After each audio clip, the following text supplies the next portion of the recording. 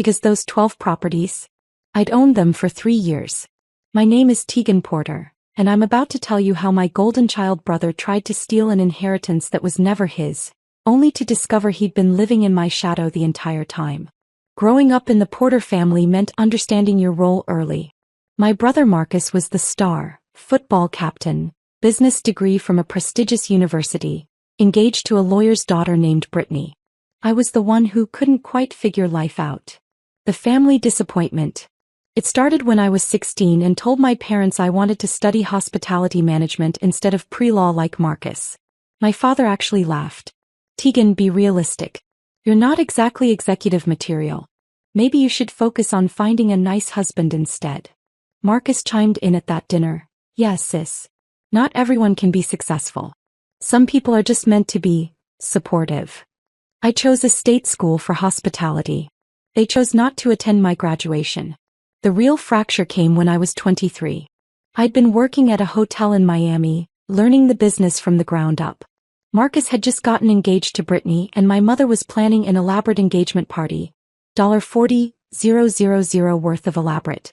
Tegan, we need you to contribute, Mom said over the phone. Family helps family. I can contribute maybe $500, I offered. I'm saving for $500? Her voice dripped with disgust. Marcus said you'd be difficult. Your brother is building a real life, Tegan. The least you could do is support him properly. We're asking for $5,000. It's not that much. It was 3 months of my salary. I can't afford that, Mom. Can't or won't. She hung up on me. At the engagement party I wasn't asked to contribute to. I sat at a table in the back with distant cousins I'd met twice. Marcus gave a speech thanking everyone who truly matters, while looking directly past me. Brittany's parents were introduced as the family we always wished we had. The only person who caught my eye that night was Grandpa Harold. He was 81 then, sharp as ever, watching everything with those calculating blue eyes that missed nothing. He gave me a small nod from across the room. After that party, I stopped attending family events unless Grandpa Harold specifically asked me to come. My parents called it abandoning the family. I called it protecting my mental health. I visited Grandpa Harold every Sunday though. We'd have breakfast at his favorite diner, the Early Bird in Coral Springs. He never asked why I wasn't at Marcus's birthday parties or my parents' anniversary celebrations. He just listened while I talked about work, about my dreams of running my own hotel someday. You've got something Marcus never will, Grandpa told me one Sunday morning when I was 25. You understand that respect is earned by doing the work, not by demanding recognition. The family doesn't see it that way, I said. The family sees what they want to see. He sipped his coffee slowly. But I see you, Tegan. I've always seen you. What my family didn't know, what I deliberately never told them, was that the little hotel job I had was actually an assistant manager position at a boutique luxury hotel in Miami Beach. And I was exceptional at it. At 26, I identified a struggling property that was about to go into foreclosure. A beautiful Art Deco building with 45 rooms that just needed vision and capital. I'd been saving aggressively for 3 years, and I'd built relationships with investors through the hotel industry. I bought that property for $2.1 million with a combination of my savings, investor backing, and a commercial loan. My family would have called it reckless. I called it calculated. Within 18 months, I'd transformed it into the Deco Pearl, a 4-star boutique hotel that became the darling of travel magazines. Revenue jumped 340% in the first year. But I never told my family. Why would I? So they could suddenly be interested in my life. So Marcus could give me condescending advice about managing my little hotel? So my parents could find reasons why I owed them money for all those years they invested in raising me? Well, I built my empire in silence. By 29, I owned 4 boutique hotels across South Florida. By 31, I'd expanded to 8 properties with a total portfolio value of $47 million. I employed 340 people, maintained a 4.8-star average rating across all properties, and had been featured in Condé Nast Traveler's 30 Hoteliers Reshaping American Luxury. My family thought I was still working as an assistant manager at some hotel in Miami. I never corrected them. Every time I saw Grandpa Harold, I showed him the real numbers. He'd look at the financial statements and property valuations with pride gleaming in his eyes. "You did this yourself," he'd say. "No one handed you anything." "I learned from watching you," I told him. "You built a real estate portfolio from nothing. You taught me that buildings and land are the only things that hold real value." Grandpa Harold had built his wealth the same way, buying rental properties in Florida before the boom, holding them through the crashes and building steady wealth through discipline and patience. By the time I was 32, he owned 12 single-family rental homes across Fort Lauderdale and Coral Springs, worth approximately $5.8 million total. Marcus, meanwhile, was working as a regional sales manager at a medical supply company. Good job. Decent salary. Nothing extraordinary. But in our family he was still the golden child because he had a traditional career, and was married with 2 children. At Sunday breakfast 3 months before Grandpa Harold died, he slid an envelope across the table. "What's this?" I asked. "Legal documents. I'm updating my will. I want you to know what's coming." "Grandpa, we don't need to talk about." "We do." His voice was firm. "Because I know what Marcus and your parents expect. And I know what you've built without expecting anything from anyone. Open it." Inside was a copy of his new will. The 12 rental properties were left to me. All of them. To Marcus he'd left $50,000 cash in his car. To my parents, cherished personal items and $25,000 each. "Grandpa, this is going to cause problems," I said quietly. "Good. Let it cause problems. You're the one who visits. You're the one who calls. You're the one who built something real without asking me for a dime, even though you knew I'd have given it to you." He reached across the table and squeezed my hand. "They're going to be angry, Tegan. But you've earned this and you're strong enough to handle their anger." He died 6 weeks later. Heart attack in his sleep. Peaceful, the doctor said. The family immediately assumed Marcus would inherit the rental portfolio. No one even asked me. They just assumed. The will reading was scheduled for 2 weeks after the funeral, held at Sherman and Associates, the law firm that had handled Grandpa Harold's affairs for 30 years. I arrived 10 minutes early, wearing a navy suit I'd purchased for a hotel industry conference. My mother looked me up and down with barely concealed disdain. "Tegan, you came." She said it like she was surprised I'd shown up to my own grandfather's will reading. Of course I came. Marcus walked in with Brittany, both dressed like they were attending a board meeting. He clapped me on the shoulder hard enough to make it condescending. "Hey sis, don't worry, I'll make sure you can visit the properties whenever you want. Family's family, right?" I smiled. "That's generous." My father was already sitting, talking loudly about what Marcus should do with his inheritance. "The Coral Springs properties need new roofs," Dad was saying. "You could increase the rent after renovations. Probably pull in an extra $2,000 per month across all of them." "I was thinking of selling a few," Marcus said. "Get some liquid capital, maybe invest in Brittany's law practice expansion." They were spending money that wasn't theirs yet. If you've ever been the family punchline, hit that like button and subscribe right now. You're not going to want to miss what happened next. Harold Sherman III, the senior partner and Grandpa Harold's longtime attorney, entered looking uncomfortable. He was 67, impeccably dressed and carrying 2 folders, one thick, one thin. "Thank you all for coming," he began. "Harold Porter was my client and my friend for over 30 years. He was very specific about his final wishes." Marcus was already smiling. Mr. Sherman opened the first folder. "To my son Robert and daughter-in-law Patricia, I leave all personal effects including my coin collection, war medals and photographs. Additionally, I leave $25,000 each from my savings account." My mother's face tightened. 25,000 wasn't nothing, but it wasn't the millions in property. "To my grandson Marcus Porter, I leave $50,000 from my savings account and my 2018 Cadillac sedan." Marcus's smile faltered.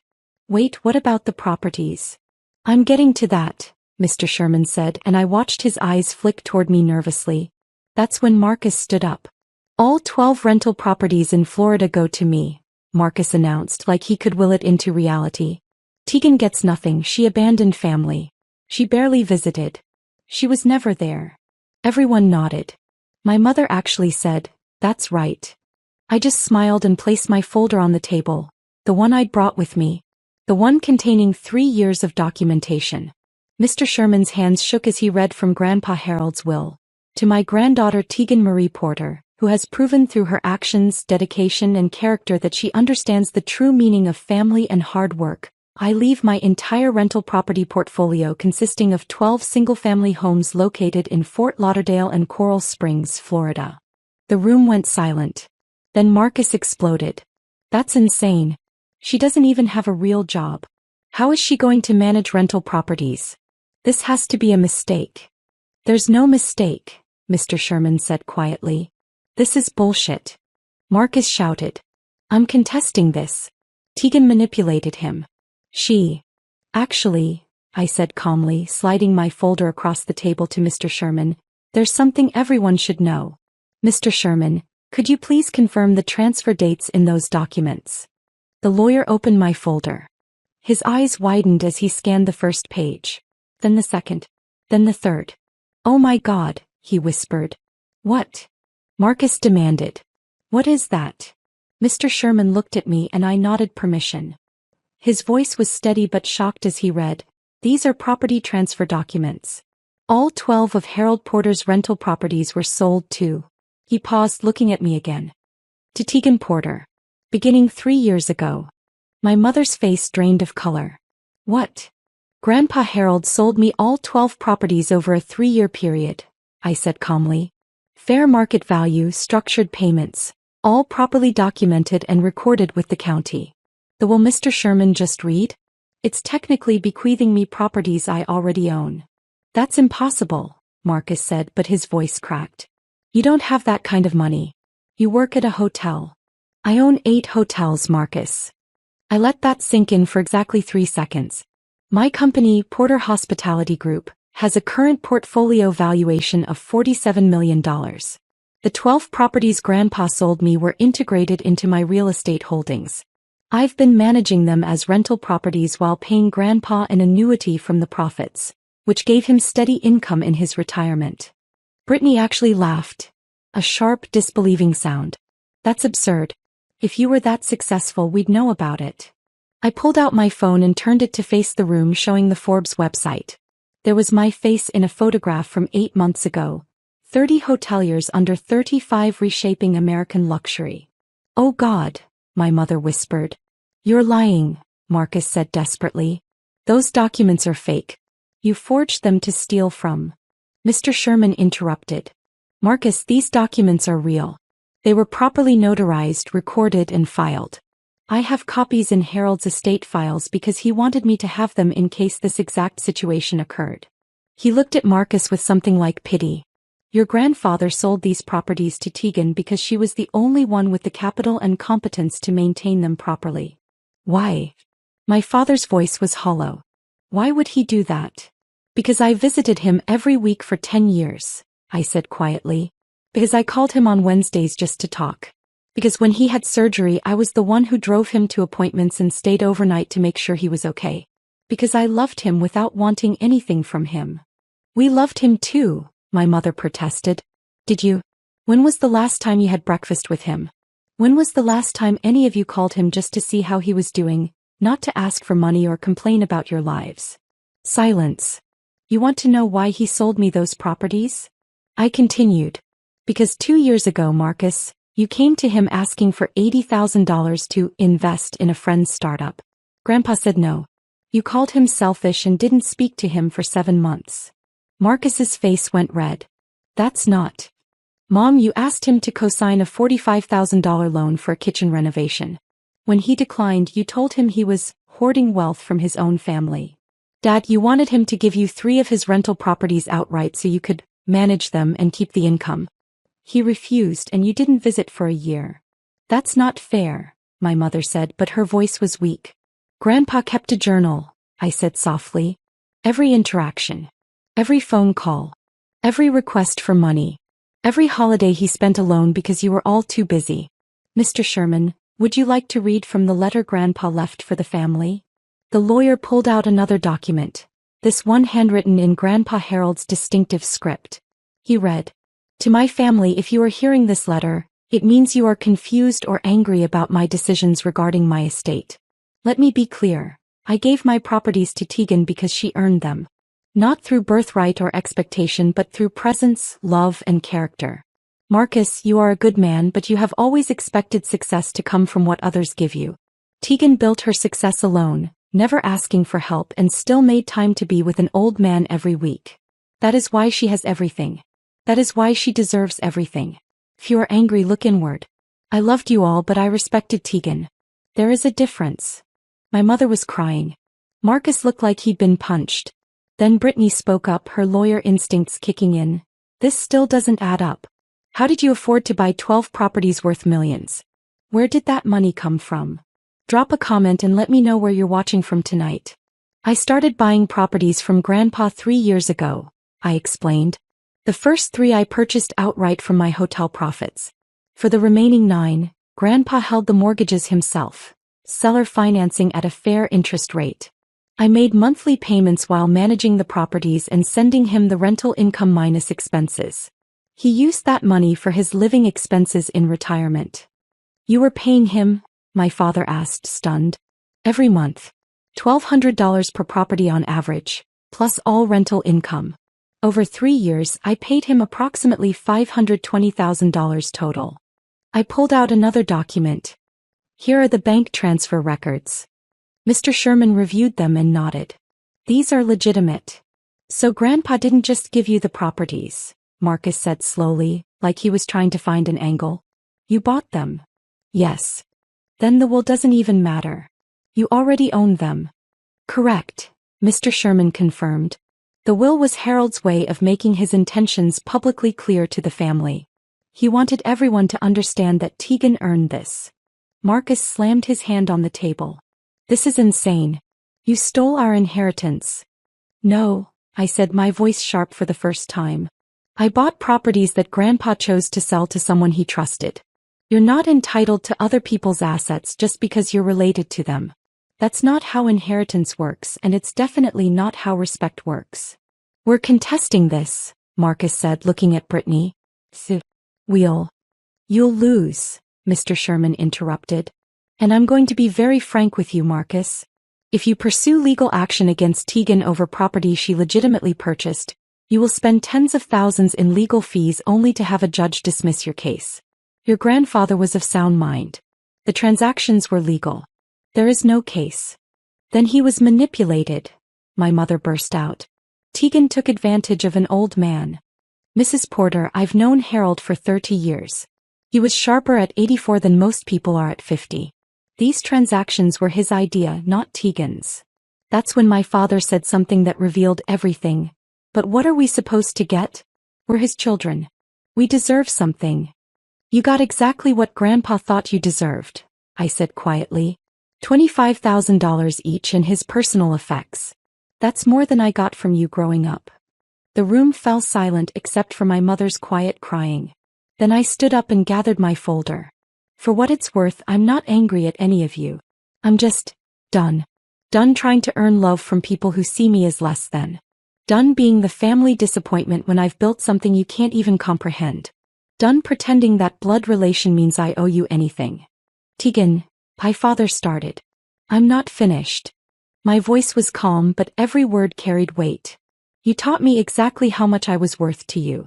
I just raised my price. You mistook my silence for acceptance, my absence for failure. But I wasn't hiding. I was watching. Every dismissive comment, every time you chose Marcus over me, every time you made me feel small, I was gathering evidence of who you really were. That's cruel, my mother whispered. No. Cruel was excluding me from family events. Cruel was telling a 16-year-old girl she wasn't executive material. Cruel was demanding $5,000 I didn't have to celebrate a brother who called me a disappointment.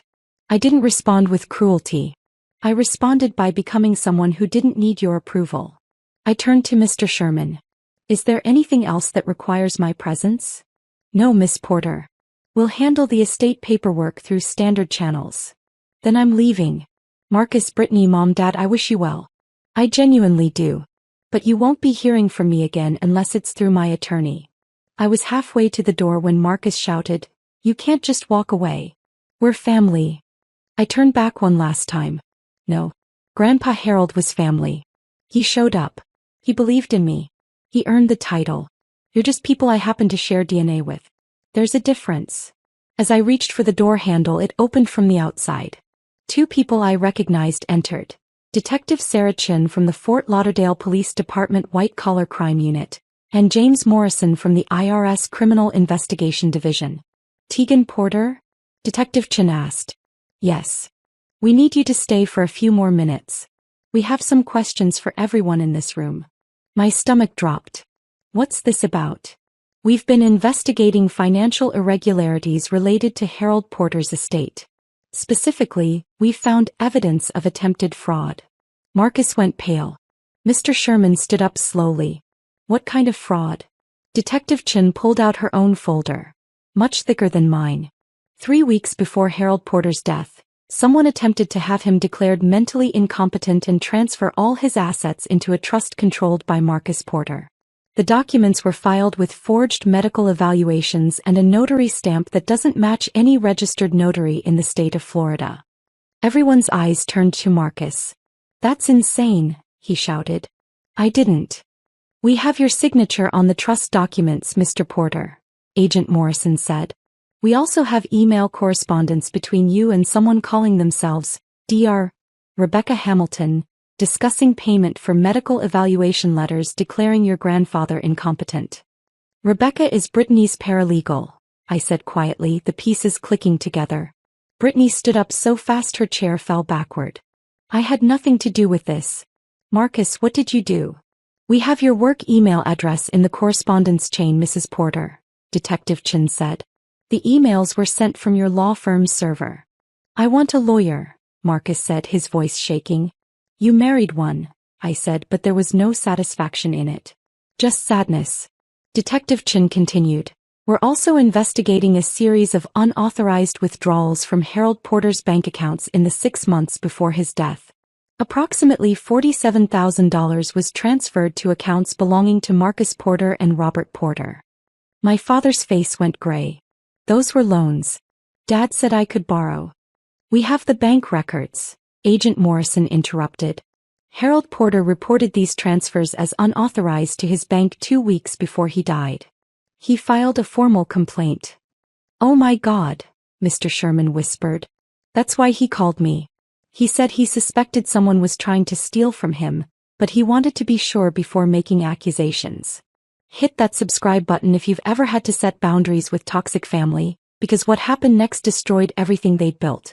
Detective Chin arrested Marcus and Brittany right there in the conference room. Financial fraud, attempted exploitation of an elderly person, forgery, identity theft. The charges kept coming. My father was arrested the following morning at his home.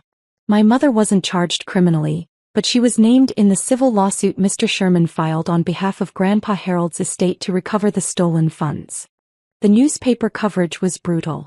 Local sales manager arrested for attempting to steal deceased grandfather's estate. The story mentioned Marcus's attempt to have Grandpa declared incompetent and the forged documents. It mentioned Brittany's involvement as an attorney who should have known better. It mentioned my father's unauthorized withdrawals. And it mentioned me, the granddaughter who'd built a $47 million hotel empire in silence while her family dismissed her as a failure. Within 48 hours, Marcus and Brittany's bank accounts were frozen as part of the criminal investigation. Brittany's law firm suspended her pending review. Marcus was fired from his job for conduct unbecoming after his employer saw the arrest on the news. Within a week, they'd listed their house for sale, a desperate attempt to pay legal fees. They couldn't find a buyer at their asking price. The market knew they were desperate. Brittany filed for divorce 3 weeks later. The court papers cited irreparable breakdown of trust and criminal conduct by spouse. She got primary custody of their 2 children and Marcus got supervised visitation. My father pleaded guilty to a reduced charge of financial exploitation of an elderly person. He received 2 years probation, mandatory restitution of $47,000 plus interest, and 500 hours of community service. His reputation in his professional community was destroyed. Marcus went to trial. The evidence was overwhelming. Emails, forged documents, financial records, and testimony from Grandpa Harold's actual doctors who stated he was completely mentally competent until the day he died. Marcus was convicted on 6 counts including fraud, forgery, and attempted theft. He was sentenced to 4 years in federal prison. Brittany took a plea deal, testifying against Marcus in exchange for charges against her being reduced to professional misconduct. She was disbarred and sentenced to 1 year in county jail, suspended to probation. Her legal career was over. My mother never apologized to me directly, but she sent a card 6 months later. It said, "I don't expect forgiveness. I just wanted you to know I finally understand what Harold saw in you. I'm sorry I didn't see it too." I never responded. Some wounds are too deep for a greeting card to heal. 2 years after that while reading, I was sitting in my office at the Deco Pearl, my flagship hotel in Miami Beach, when Mr. Sherman called. "Tegan, I wanted to let you know that all the estate proceedings are finally complete. The criminal restitution has been paid and Harold's estate is closed. Thank you for everything, Mr. Sherman. There's one more thing. Harold left a sealed letter for you that I was instructed to deliver only after all the legal proceedings concluded. I have it here whenever you're ready." I met him at his office that afternoon. The envelope was thick, addressed in Grandpa Harold's handwriting. "For Tegan when the dust settles." Inside was a 3-page letter dated 2 weeks before he died. "My dearest Tegan, if you're reading this, it means everything has played out as I suspected it would. Marcus tried something stupid. Your parents probably enabled him. And you've had to endure watching your family self-destruct over greed. I'm sorry you had to see that. But I'm not sorry for the choices I made. I sold you those properties because you were the only person who understood their real value. Not as assets to liquidate but as foundations for building something lasting. You proved that you could build wealth through intelligence, hard work, and patience. You never asked me for shortcuts or handouts. You earned every single thing you have. Marcus was raised to believe he deserved success. You were raised to believe you had to earn it. Only one of those philosophies builds character. I know you'll feel guilty when Marcus faces consequences. I know you'll wonder if you should have handled things differently. Don't. His choices led to his consequences. Your only responsibility was to protect yourself and what you built. The properties are yours. The hotel empire is yours. But more importantly, the life you've built without needing anyone's approval. That's yours too. That's the real inheritance. Keep building, Tegan. Keep being the person who shows up. Keep proving that strength doesn't require cruelty and success doesn't require validation. You already made me prouder than Marcus ever could because you did it yourself. All my love, Grandpa Harold. I left you one more thing. Check with Sherman about the storage unit key. It's the Art Deco furniture collection I promised you'd appreciate someday. It'll be perfect for that hotel lobby you were designing. I cried reading that letter. Not sad tears, grateful ones. The furniture collection was worth $180,000 and absolutely perfect for the Deco Pearl's lobby renovation. Grandpa had known I'd need it before I did. Today I own 14 boutique hotels across Florida and Georgia. Porter Hospitality Group employs 520 people and has a portfolio valuation of $89 million. We're expanding into Charleston next year. The 12 rental properties Grandpa sold me are still part of my real estate holdings, professionally managed and providing steady income. I kept them because they remind me where I came from and who believed in me when no one else did. Marcus got out of prison 8 months ago. He's working as a night manager at a discount furniture warehouse. We have no contact. Brittany moved to North Carolina and works as a paralegal under her maiden name. She sends me Christmas cards with photos of my niece and nephew. I send them gifts but I don't respond otherwise. My parents sold their house to pay legal fees and restitution. They live in a modest apartment now. My father's health declined after the probation ended. They're not struggling but they're not comfortable either. I don't wish ill on any of them. But I don't have room in my life for people who only valued me when they thought I could give them something. Last month I had dinner with Mr. Sherman and his wife at the Deco Pearl. We toasted to Grandpa Harold's memory with his favorite bourbon. He'd be so proud, Mr. Sherman said. You turned his faith in you into an empire. I just followed his example, I said. Build something real. Show up for people who matter. Never apologize for being successful. And never let anyone make you feel small, he added. Never again, I agreed. If you've ever had to walk away to save yourself, tell me your story in the comments. What would you have done? Does any of this feel familiar? And if you've ever been underestimated by the people who should have believed in you most, hit that like button because you're not alone. You never were.